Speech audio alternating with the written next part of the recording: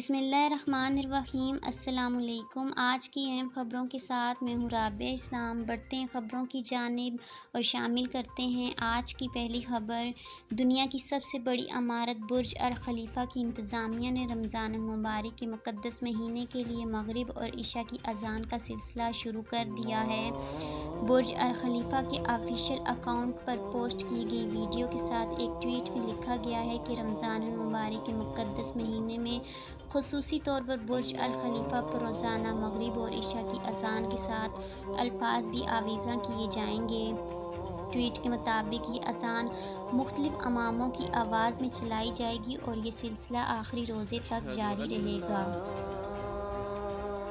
برج Al Khalifa کے Twitter پر share کی جانے والی ویڈیو میں دیکھا جا سکتا ہے کہ عمارت پر اذان کے الفاظ ڈیجیٹل انداز سے نظر آ رہے ہیں، جبکہ پس منظر میں اذان کی آواز بھی سنائی دے رہی ہے۔ مؤذن جو الفاظ ادا کرے گا وہ عمارت کے بیرونی حصے پر لکھے نظر آئیں گے۔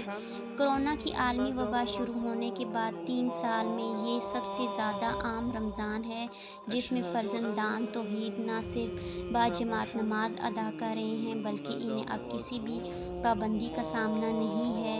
آج کے خبرنامے میں بس اتنا ہی۔ مجھے دیجیے اجازت۔ اللہ حافظ۔